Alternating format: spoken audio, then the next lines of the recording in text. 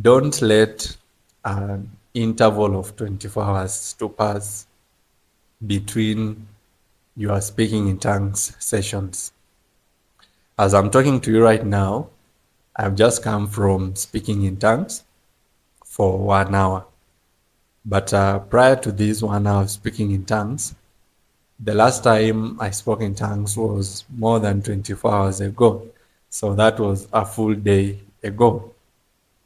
And what I've just realized is that if you let more than 24 hours to pass between your praying in tongues sessions, you'll realize that praying in tongues becomes very difficult.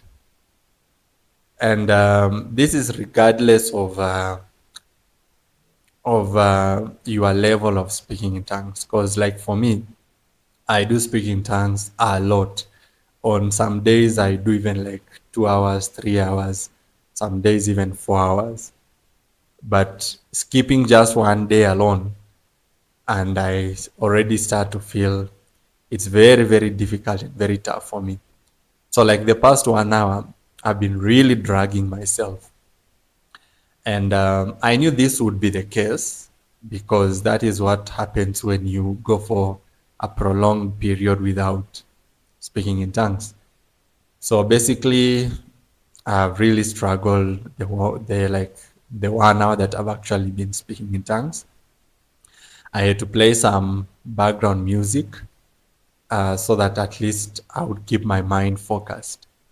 But still, I was just barely getting through those tongues. And again, I was just feeling very, very dry and um, just so tough. But you see, at least for me, I expected that. That is what usually happens when you don't speak in tongues consistently.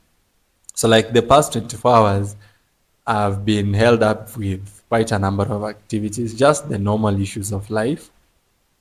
And I had planned to pray in tongues sometime in between, but I was not able to. And I just decided I had some activities I was to do. And so I just decided to compress all those activities into one day and spend the entire day doing those activities and be done with them once and for all. So that is why I didn't actually speak in tongues for the last 24 hours.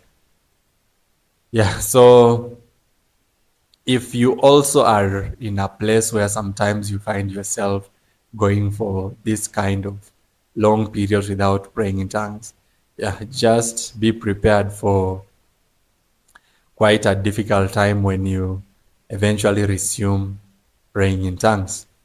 And this should be like a lesson so that you try your best not to let issues of life to get between your praying in tongues sessions, because truth be told, this life has so many activities. Like there are so many things that we can do in our lives, and also just the very basic things that you need to do in a single day. There are just so many, and sometimes you just find yourself falling behind with your praying in tongues. And so I usually tell people that you have to treat praying in tongues like your day job. You have to treat praying in tongues like what an essential activity that you do on a daily basis, like taking a shower or brushing your teeth. It has to be that integral to your life, or else, yeah, you will barely ever grow in praying in tongues, and you'll barely also get any results when you are actually praying in tongues, unless you make it that essential to your routine. And it comes down to your self discipline. You see, as human beings, sometimes we want to be irresponsible and just blame it on the Holy Spirit, or just blame it on God and just say, oh, I will pray when God leads me, or I will pray when I get a prompt of the Holy Spirit. But there is also the part where our discipline is required. And so we can't just brush it off and assume that we will always rely on the what? On the drive of the Holy Spirit. Because like what I was just doing right now, I could barely feel any like presence of the Holy Spirit or the presence of God. It was barely there. And you see, I had to still pray in tongues because I knew if I don't pray in tongues, I will drift even further and I will feel even worse than what I was feeling. So that was just down to my discipline to just say, hey, Augustine, it has been more than 24 hours you have not prayed in tongues. So come on, wake up and pray in tongues so that at least I get myself in a good spiritual position. And you see the like the what the irony of the matter is that if you push yourself to actually pray in tongues, that is when the Holy Spirit will now even come to like give you the grace and actually prompt you to actually pray in tongues, and you will actually enjoy praying in tongues. But if you just sit and wait for like a conducive time when you are feeling like praying in tongues, you'll usually realize that even the Holy Spirit also, it doesn't even prompt you. And so discipline is very necessary when it comes to praying in tongues. And also you have to accept that there are times you're going to pray in tongues and you will not actually feel any kind of like any kind of heavenly presence. Sometimes it's just going to be dry, and it's normal. It's normal for like speaking in tongues sometimes to just be completely dry, and the dryness is does not necessarily mean that God is not with you or that God does not support you in the tongues that you are speaking. But basically, it's just the way life is designed. Because even God Himself, He has to test us. So it can't always be that He will give us what? That grace for us to pray in tongues. Because if He always gave us the grace to pray in tongues, then He would never know, like, or like it will be impossible to tell if we are actually speaking in tongues because it is conducive, or if we are speaking in tongues because we really want to speak in tongues. So that's why sometimes God will have to test and see if you really want to speak in tongues. So what does He do? He takes away the grace, and speaking in tongues becomes difficult, and the environment is not conducive, and there is a lot of opposition, and there is a lot of persecution. So all these hurdles, they are just coming to test and see if really you want to speak in tongues and how much committed you are to praying and seeking the face of the Lord. Remember, the Bible tells us, seek the Lord while He may be found, call upon Him while He is near. So sometimes it is down to just our discipline to get things done.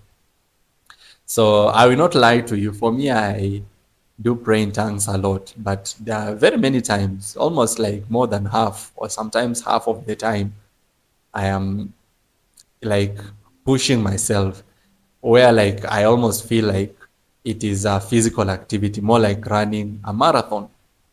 So it's just something that I have learned to push myself through, and you see it really bears fruit because you can actually see how much I have grown in the gift of praying in tongues. And you can also never predict when God will actually give you a breakthrough, and or give you a vision, or give you an encounter when you are praying in tongues. Sometimes these tongues that you pray and you feel like you are just pushing yourself, that is when actually God decides to give you an encounter, and all of a sudden things just shift and it's a whole new thing. So you can't just wait for the conducive time and when it is appropriate and when you feel like everything is in line so that you speak in tongues. Then something else that I've also noted is that eventually when you get an encounter, it will charge you up to now even continue praying in tongues more. Like right now, after I have struggled to pray in tongues for that 1 hour, I feel now more motivated to just pray in tongues for yet another hour. It is easier for me to pray in tongues now than when I started praying in tongues 1 hour ago. So the more tongues you speak also, the easier it becomes to continue speaking in tongues.